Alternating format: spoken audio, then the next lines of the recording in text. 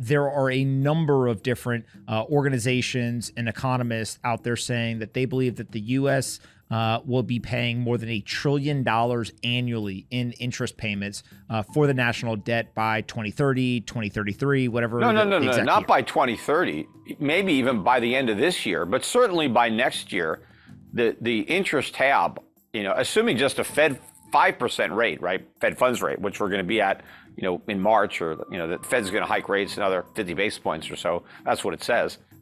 We should be at $1 trillion in interest by the end of the year, if not next year. But we're not going to stop there. I mean, then we'll be $2 trillion. And what happens when the national debt is $50 trillion and interest rates are 10%? Well, that's $5 trillion a year in interest on the national debt. I mean, the numbers are enormous because the debt is going to keep going up and interest rates are going to have to keep going up because the more debt we have, the more inflation we're going to create. And the more inflation we create, the higher interest rates have to be. This is an unsustainable. Even Powell admitted that what we're doing is unsustainable. It is unsustainable. When is it going to end?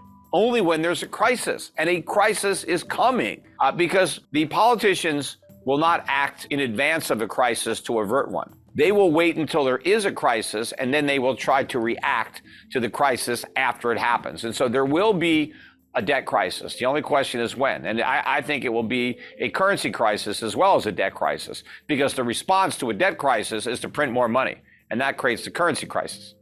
Describe a little bit more in detail how you expect that crisis to play out, both the debt and the currency crisis. Like, what would your expectation be with either the sequence of events or the things people should pay attention to? As buyers for U.S. Treasuries or dollar-denominated debt in general disappear, nobody wants to loan money anymore because the interest rate is not even close to compensating you for what you're losing, especially when the dollar really starts to fall. Then your foreigners are not going to want to loan us money if the dollar is going down against their base currency. So you're going to start to see a loss of buyers. And then the Fed is going to step in with an even bigger quantitative easing program to pick up the slack, to buy the bonds that nobody else wants. Well, where does the Fed get the money to buy those bonds? It has to create it. And that means it expands the money supply. So it creates even more inflation, which will push the dollar even lower. And that will force, even more people to want to get rid of U.S. bonds, assuming there are still some private buyers around. Now you're going to chase them out. And now the Fed is going to have to expand its QE program even more. Because if the Fed doesn't step into the market, interest rates really go up.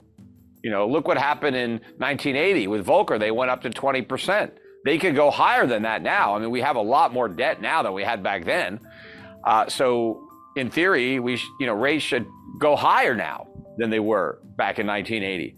But of course, since we have so much more debt than we had back then, the economy would completely implode. It would be just a meltdown. So they're not going to let that happen. But the only way they can prevent that from happening is by creating more inflation. And that's really what leads to the currency crisis, because the markets figure this out finally. Nobody wants our dollars. I think it'll start abroad where foreigners don't want our dollars, but then Americans won't want the dollars either because they won't be able to buy very much with them. So, the whole world will be trying to get rid of them. Do you think the United States debt limit gets increased? Could the U.S. default? And how does the debt limit play into monetary policy and the Fed decision-making? It will be increased, unfortunately, because it's always increased. But every time we get close to having to increase it, the Republicans make a big deal about it, so long as there's a Democrat president. Because when Trump was president or when Bush was president, they didn't care. They raised the debt ceiling. But once you have a Democrat in the White House, then all of a sudden you get a few Republicans who say, oh, wait, we don't want to raise the debt ceiling. Well, we want to cut spending. Well, why don't you cut spending when you got the White House, Because they don't actually want to cut spending. They just want to talk about it. And so you're going to get some Republicans talking about how we have to get a handle on the debt. But at the end of the day, we never get a handle on the debt. And we're going to increase the debt ceiling. Now, we would all be better off if we never increased the debt ceiling, had they never raised it the very first time. And we've had it for like 100 years, but we'd be better off if the initial debt ceiling was still in place and we didn't have all this debt. The reason we have so much debt is because they keep raising the ceiling.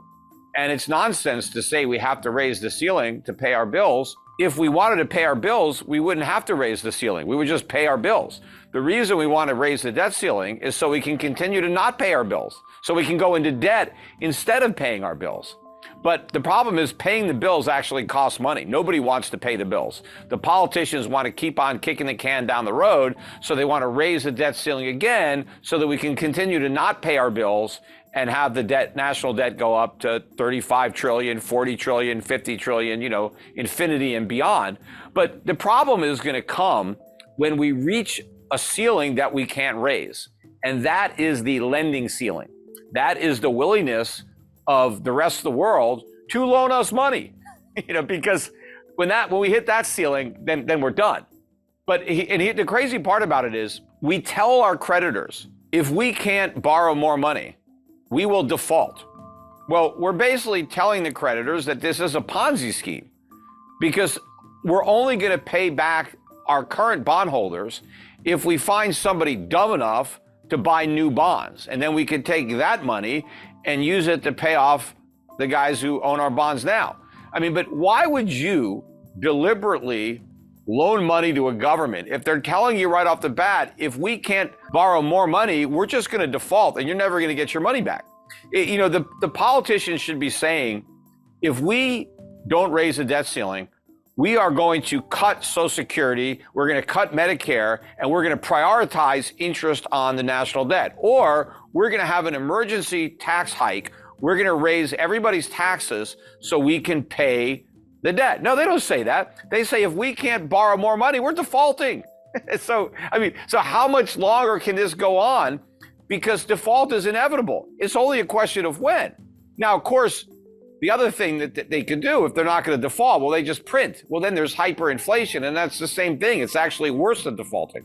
Could we see a world over the next 10 or 20 years in the United States where inflation is 10 or higher on an annual basis?